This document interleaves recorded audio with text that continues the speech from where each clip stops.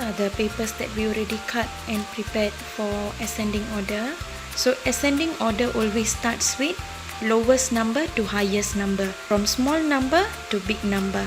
We already arranged the number 1 to number 5. Teacher want you to put the scoops. Teacher cut this as an ice cream.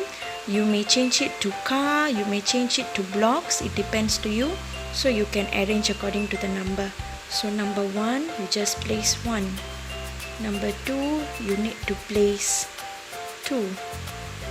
Number 3, you will place 3. 1, 2, 3. Number 4, 1, 2, 3, 4. Number 5, 1, 2, 3, 4, and 5. Can you see? From small number to big number, from lowest to highest. Okay, this is called ascending.